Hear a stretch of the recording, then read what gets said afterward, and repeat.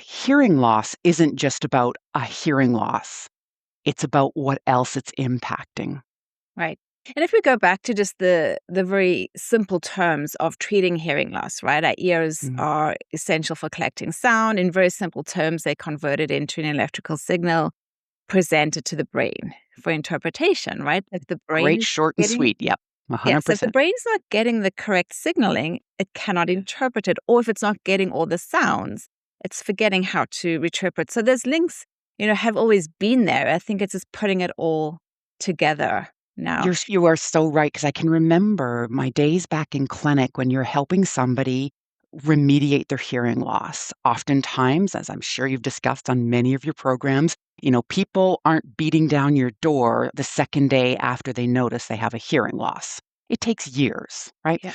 So when you're starting a person out on that journey and they're very used to a very different sound reality, I remember often saying, I'm sure you relate, where people would be like, it's so loud and oh, I can't get used to this. And you'd be like, it's going to take time. You haven't used these parts of your brain, right?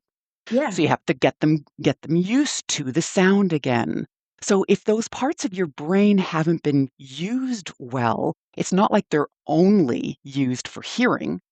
There are other functions that are being impacted in your brain. So it's all part and parcel of that idea. If you're not using something, you're losing it.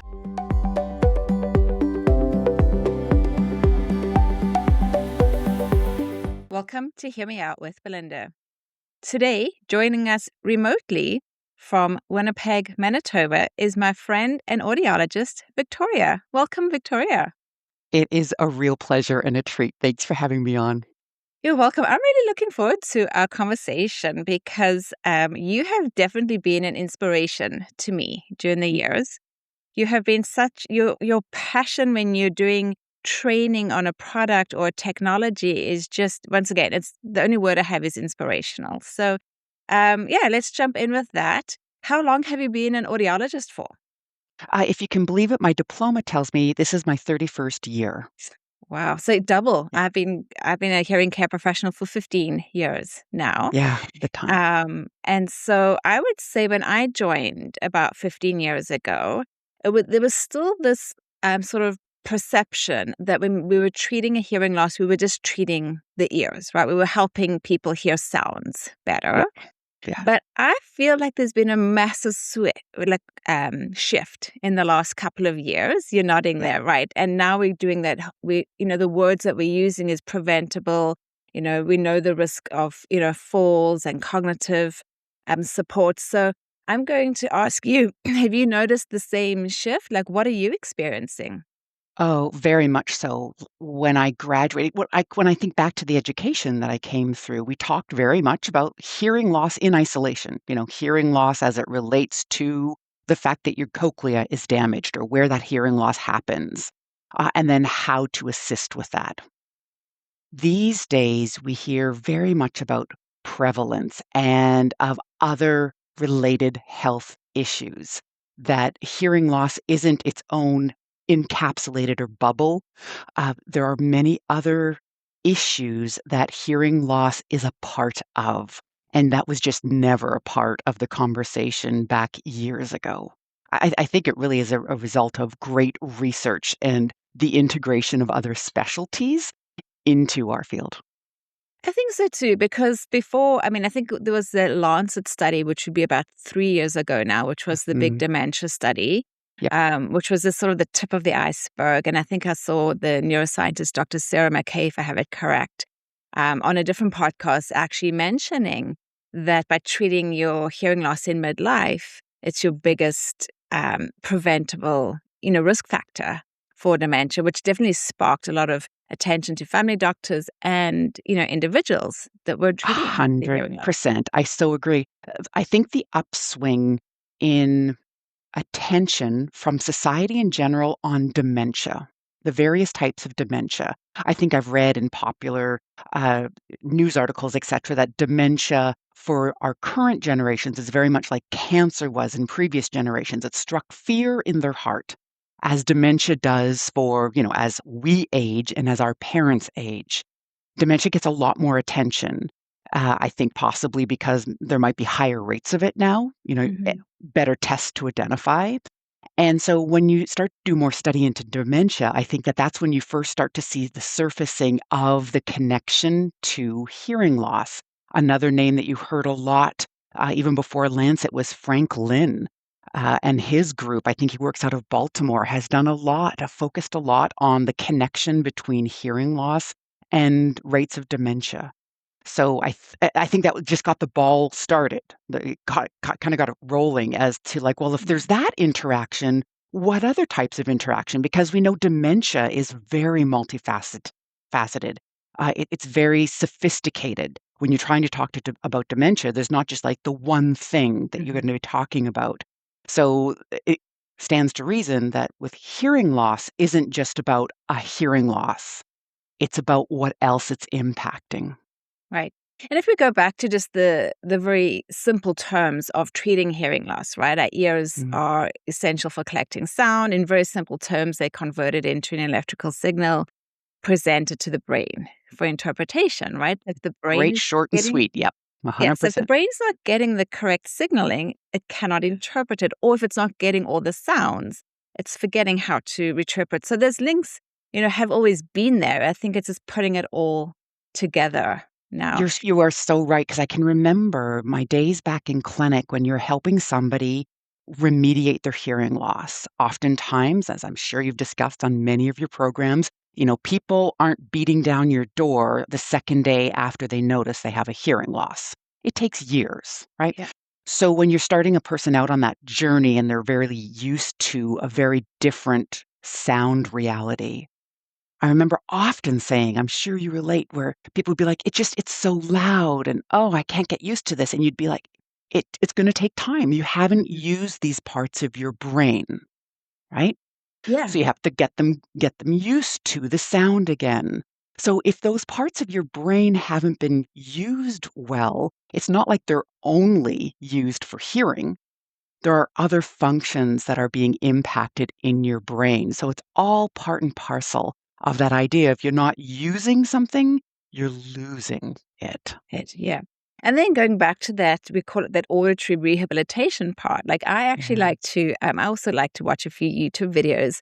And I was watching one recently actually on planking and how, if you're just getting into planking, don't aim for that 10-minute plank because you're going to Lord, fail, I right? can imagine, Aim, right? Yeah. right?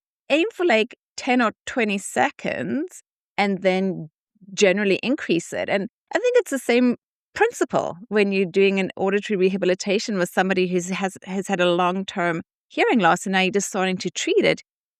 We can't set a target. We can't do that optimization on day one because it's like trying to hold that 10-minute plank, right? It's not going to work Yeah, for them. there's gonna be a lot of frustration. There's gonna be a lot of people falling off that rehabilitation journey because they just think, "Well, this is nonsense. This is too much." This is too I much. absolutely get it. And then it's such a shame when people can't continue on that auditory rehabilitation because, as we're saying, it's so much more than just being able to hear your loved ones better or be aware of somebody ringing the doorbell, whatever the auditory part of the scene is that they're missing. There is so much more to it that we now understand, from the dementia to falling to either even your mental and emotional health. All of that is part and parcel. Like, hearing is one part of what I like to think of as a spider web. I know not everybody loves that particular visual. It can be a Mhm. little arachnophobic for some. But when you have a hearing loss, I always think of it as like one little thread of that whole web is quivered and other parts are also responding. So that's why it's a real shame that more people aren't able to either start or even continue with better auditory health. Yeah. And I think that goes back to being a hearing care professional or a clinician, right? That's part of your job. It's not just optimizing the product, it's that person centered care. It's explaining to them, it's setting expectations, it's helping them move through their better hearing journey because everybody moves at their own pace and everybody has different sound tolerances. So it's not a, one size fits all kind of boot. I 100% concur. I also think that there are different mindsets within this within the profession about whether or not we should be talking with patients about the broader picture of hearing health, right? So not only, eh, talking about patient-centered health and patient-centered hearing care health, but I think that we've had a lot of back and forth in the profession about, is it scary to talk to a patient, or does a patient perceive it as scary if you're now also mentioning not only are you missing sounds, but this is possibly impacting other parts of your health? I don't know how you have felt about that, Belinda, or what you have also experienced with your peers. It is one because everybody wants to put you in a box and say that if you step outside that box, then it's beyond your scope. Mm, And so it is that I don't know what the word for is, but I think for myself and within my peers, we talk about in general terms, like this is what we know. So we know that by treating your hearing loss, we know that you're offering some support for your cognitive function, right? We know from yeah, research that a person who's treating their hearing loss, especially an older senior, I may have it wrong, but I think that they are 3 times less likely to have a fall than someone who's not treating their hearing loss. And of course, those falls, can lead to hospitalizations. Never mind what we know about from the dementia study, isolation, depression, and dementia links, right? So I think hearing care professionals are allowed to talk about it in general, terms. This is what we know. This is what the research says. And we're not going outside of our scope with that, but we're not going to be treating anxiety or depression. We'd be referring back to the family doctor for collaboration with the appropriate medical yeah, professional. professionals. Yeah. Yeah, there's a couple things there that really resonate in the fact that people are very cautious, right, about that idea of what their scope Mhm. of practice is. And I think because some of this is emerging, or like you say, even within the last 15 years, which might feel like a long time, but time can feels like it can move very quickly sometimes. You can just feel like, well, just yesterday this wasn't a thing I had to deal with, and today it is. So I think that abundance of caution can definitely serve us well. I do think that we now have the weight of evidence over time, very good evidence-based studies out there done from outside our own field that suggests that there are very positive aspects to treating your hearing loss that go beyond, again, just being able to hear better. And honestly, outside of us in the hearing profession, who knows that, Yeah. right? And That's who's where my talking about it? exactly, that's where my real passion comes from, is like if we're cautious and thinking like, well, I don't want to be scaremongering Mhm. somebody, then who is telling these people this message? I don't think anybody is. I think it is our prerogative. It's basically our responsibility to tell To do it. patients. But I think in truth, actually, we have to take a step back and even just look at the industry as a whole, because to me, there's a difference between that free hearing test and that Mm, complete hearing evaluation. And so a lot of people think by pushing a button when you hear the beep, you've done a hearing test. But really, that's told you nothing about how your own auditory system is working, it's how work. you interpreting sounds, how you understanding in noisy environments, right? So I Mhm. think people have to take that step back and start learning from the beginning that just pushing the button when you hear the beep, sure, it can tell you if you've maybe got a noise-induced hearing loss, or that you need to go and have that full test, but it's not really giving you much information and move forward, from there. 100%. It's so one-dimensional, right? Yeah. It's literally telling you a threshold, but Yeah. that doesn't tell you what the impact is. Gosh knows you and I have both done testing on people who, to talk with them, would say that they are struggling significantly. And you do a hearing test, and maybe there's a mild hearing loss, and occasionally there's no hearing loss. The thresholds look pretty good.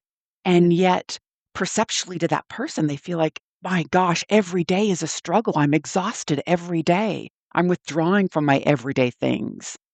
So absolutely, it is very one-dimensional, and we've done, I think, ourselves a disservice by falling down this free hearing test kind of trap. It Yeah. doesn't put a lot of value beyond a piece of paper. Exactly. Yeah.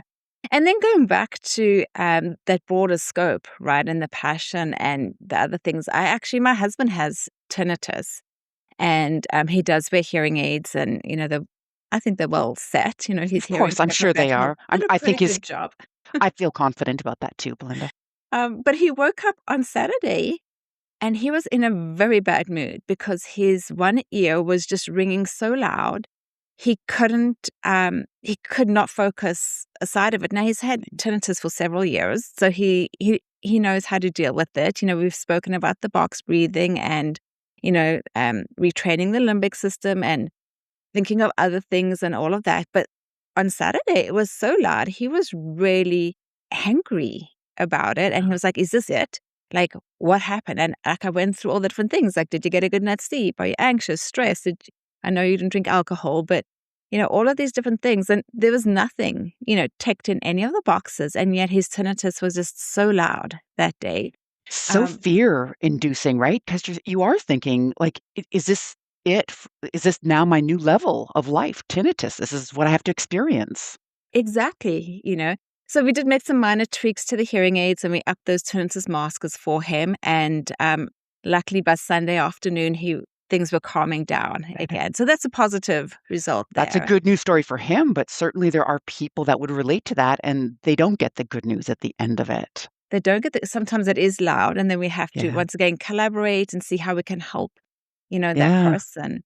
And there's Yeah. also those invisible hearing losses. Well, hearing loss is an invisible disability, but even more than that, when a person has auditory processing disorder, Yeah. and I find here in Alberta, we don't even test children for that. I'm not sure if it's the same I in. think that's pretty common, like, unless you go seeking it as a parent, I think it's very difficult to it's not one of the things that they just do in a school setting. Yeah, yeah. Which once again is quite sad because that Isn't it? child is falling behind in school and a simple, Roger device or FM device would help them hear that teaches so much better. And the education would just be so, they wouldn't be so disruptive, in Yeah. class. It's an absolute gap, even for adults, right? Even there are adults that have gone through the school system but still find themselves struggling. So I think there's always a place for that, but it's such a very narrow scope of practice for many people. They concentrate on like what the 90% that's going to be coming through their door. Yeah, So it can take time. This is where, and I'm not saying that a hearing health professional needs to be versed in all the things. They need to be the person that does the tinnitus assessments, that they need to be the person that does auditory assessments, all the things. But I think knowing the resources within your community as to yeah, where you can refer that person out to, asking the questions, having the conversations. Oh, this is a concern for you. Doing the tests. Um, Even screening tests, right? You would yeah, never make a diagnosis off of a screening test, but it certainly tells you this is a person that should go on for some further evaluation. Where can I send them? And exactly. having your network set up, I think that that's just the appropriate professional thing to do. It's what you would expect other medical practitioners to do.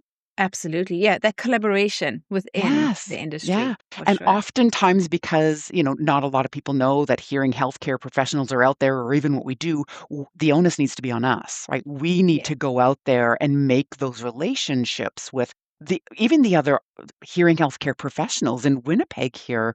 I don't know where you are, Belinda, in Alberta, but it feels like every second day there's a new hearing healthcare clinic being set up. And because the market gets a little crowded, they're getting more specialized. So we have one here, and this is new for Winnipeg, that's specializing more on balance and the auditory systems.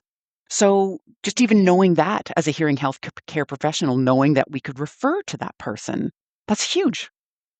That's amazing. Yeah. I really like that. I'm going to go back to a little bit of the technology and a Mhm. hearing aid now. And Yeah, I definitely think, I mean, we know that they obviously help amplify sounds and that we spoke about tinnitus maskers. But I sure. think they're also becoming more multi-purpose Yeah. devices. There are definitely some of the manufacturers are branching off into doing balance and a few other things. Is there anything you can talk about today? Oh, 1,000%, especially when you're dealing with hearing aids that have apps. I mean, let's face it, I recently got a new dishwasher. It runs on an app. Everything has an app to it. And sometimes you might wonder about the value of the app, but in the world of hearing aids, apps can have a ton of value. So you can purchase hearing aids today. It's a very specific manufacturer. Starkey happens to be this manufacturer that spends a lot of time focusing and working with the hearing loss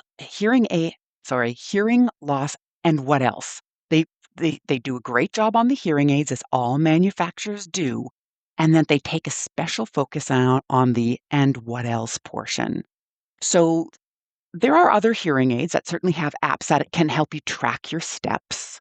And certainly the Starkey hearing aids do that. But what's special about their apps is that they also help with the balance and the fall portion of it. And that is huge because, as I think you mentioned earlier in the conversation, falls are a huge issue for people as we age. It's it's it's certainly exacerbated by the balance sorry, by hearing loss. If you Mhm. have a hearing loss, you are even more likely to fall. With every 10 dB of loss, your likelihood of falling increases like 3 times, I think, at that point. So, it's no I just lost my frame of thought for my train of thought for a second, that's alright. So, about the balance and the hear a and falling and how prevalent it is in the population. And so they actually have both fall detection, so if you're using their hearing aids and you have the feature turned on their app, it will notify your loved ones, up to 3 contacts, if you have fallen. It sends a message to their phone. Um, the other part is that it can actually help train you on your balance. Like all things in life, y you don't have to, like, accept that your balance declines. You can actually improve your balance. This is a worldwide initiative started by the, Centers for Disease Control back in 2012. They started to recognize what a problem falling was for people who are aging. So they started to figure out, like, first of all, how could they assess fall risk? And that's something that the app does for you. They can assess your fall risk. And then you can also just work on your balance ability through the app. So it's not just tracking when you've already fallen, it's that idea of preventative, which you've mentioned earlier as well. Falling, I think everybody knows somebody who's fallen, certainly within the people that you see in clinic and even Yeah. just personally. It's that prevalent that falling is so common.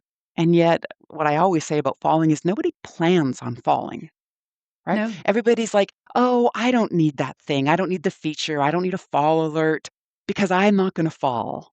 Well, neither are any of the people that just fell. They weren't planning on falling that day, right? Yeah. And it's a significant enough problem that it's actually the leading cause of injury related hospitalizations in elderly. It's the leading cause of injury related hospitalizations. And in the elderly, it's also the leading cause of death due to an injury, is falls specifically. When you're Yeah. talking about elderly people having an injury, if it's a fall, they're more likely to die of that than anything else. And going back to who's talking about that, I mean, it does go a little bit beyond, that hearing care professional, Yeah. scope, but they do have access to it within treating their hearing loss, and that Mhm. app. They can choose to utilize it or not, you know. Yeah. And I think it's incumbent upon us because the factor of layering in the hearing loss, people just as they age, even you remove hearing loss from the equation, they are still more likely to fall because of changes within the balance system, etc. So you can still work on your balance regardless of whether you have a hearing loss or not. It's still important. But when you layer in the hearing loss complication, that makes you even more likely to fall.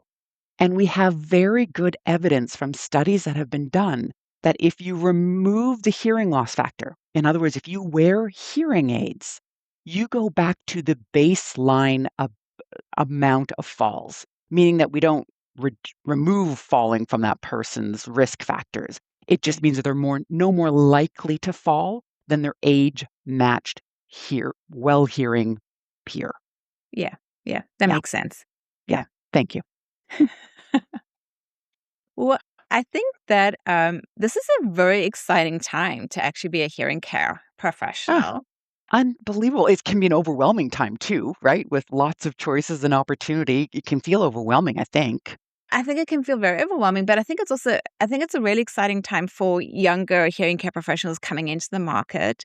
In actual fact, I just bought, well, my husband found at the antique store. I live in Okotoks, Alberta, Yep. and my husband found at the antique store a ear trumpet. An ear trumpet, amazing. It's huge. I didn't realize how big it was. You hold this thing up to your ear. It's very, very Well, it big. was a matter of acoustics, right? The bigger it was, the more sound you could collect. So you could get really little ones, but they didn't hardly collect any sound. Yeah. And according to the person who sold it to him, at the antique store, she said the provenance goes back to around, the 1800s sometime. Yeah. And obviously, hearing aids have changed a lot since that big ear horn. But I'm really excited to think, what's coming next, right? Oh, With AI, with these little computer chips, like the yeah. balance, like what's coming next for us? Yeah. Yeah. AI, and there's different types of AI. Like when you say the words AI, you throw that out there, people can be like, "Oh, yeah, all AI is the same." It's not. There's different Mhm. types of AI. So really, the biggest difference will be when we get AI that you can put on the computer chips that are basically adapting at the time. Right now, the computer chips that we use in hearing aids are quite tiny compared to when you think of the kind of computer chip that's in your smartphone or in your laptop computer, right? So although all hearing aids these days use various forms of AI, they're all trained, all the AI algorithms are static once they are put into your hearing aids. They Yeah. don't continue to learn, they don't continue to update. That will be the next great leap forward when have a powerful enough computer chip to run an AI algorithm that continues to learn about you in the moment. And it's realizing, like, oh, you in this moment, like, I can see this environment. This is very difficult for you. And the specialized testing that we can do to figure out, oh, this person actually has more difficulty in a background of noise than this person does. Because as Yeah. you were talking before, I mean, there's some very interesting testing that you can do to see those differences in your patients far beyond just that one-dimensional audiogram. And so to have adaptive hearing aids that are truly adapting in that moment for that specific individual, that's going to be such a game changer to be able to individualize for your husband waking up on Saturday morning with that tinnitus, for the hearing aid to recognize that, for him to be able to feed that information in, and for the hearing aid to make live real time adjustments based on how he's feeling on that specific day Right. Yeah. and how he's managing. I mean, imagine what that would do for your patients, Belinda. Yeah. Oh, I'm just thinking out loud here. Like we do something called our speechy noise testing, or what we would refer to as a quicksand test. And we Yeah. take our signal to noise ratios, and obviously it helps us explain to a client why a certain technology level would be beneficial to them, for their lifestyle needs. Yeah. But yeah, going back to that future, could you imagine typing in this person has a 6 decibel signal to noise ratio loss in this type of background noise and, adjust accordingly, like Yeah. that would be pretty amazing. Yeah, because right now, most of the changes that are made are tied to an algorithm. Yeah. There certainly is adaption is the right word. Yeah. So I wouldn't want people to walk away saying that hearing aids aren't doing that right now, because they are, but there's only a limited amount that they can do, and theoretically, two people could end up with the exact same setting. Yeah. But going forward, to have them tied truly to an individual, it would be massive. Yeah, Yeah. it's gonna be what? I think everybody should be wearing hearing aids soon. I mean, there's this thing called, Well, yeah. what do they call it? The listening demand in noise, even with normal hearing, right? And Listening how effort is yeah, and huge. how that's Yeah. affecting your mood, Mhm. your Energy cognitive levels. everything, Yep. right? So even a Yep. normal hearing person moving in the future could benefit for this, speechy noise, right? So it really is. 100%.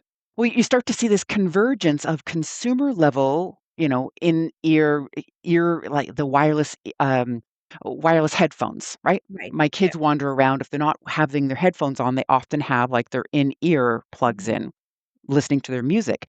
Well, how is that a lot different from hearing aids that are in the ear, right? Exactly. Yeah. So if you could embed, and some people would even say, kind of that's what Apple earphones are doing for you right now, but not to a great degree. I think that manufacturers have often dreamed of, hearing aid manufacturers specifically, like, what if we made hearing aids that were so great that people with normal hearing would want them? I Yeah. think that that is like their golden chalice that they're reaching for. Yeah. And then the effects of that on somebody that has that auditory processing, right? As an adult, right? Or that type of thing, that could be really improving um, quality of life for so many people out there. And not only improving quality of life, I think it also reduces the stigma factor. Yeah. That's true. Yes. Yeah, Yeah. which is a huge one still for many people. Yeah. Victoria, I think you and I could sit and chat for ages about it because it is such an exciting time. And like I said, you inspire me. Your passion is just amazing. So thank you for Oh, you're everything. very kind, and I am inspired by the fact that you can put together a podcast on the regular. I'm a podcast lover. I know it takes a lot of energy and organization. So my hats are off to you, Belinda. Well, thank you so much. Is there anything else you wanted to mention on the show before we end off today?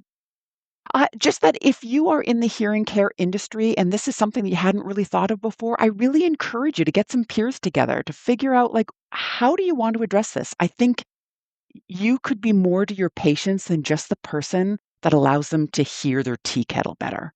You Yeah, could be so much more. so much more. Yeah. Go back to that person-centered care and collaboration Yes. within your Yeah. community. 1,000%. So thank you for Yeah. spreading that message and helping me spread that message, Belinda. I really appreciate it. You're more than welcome. This was so much fun. We may have to book a follow-up in a few months as well. See where we You'll head. know where to find me here in Winnipeg. Sounds good. Thanks Thank you. again, Victoria. Bye bye.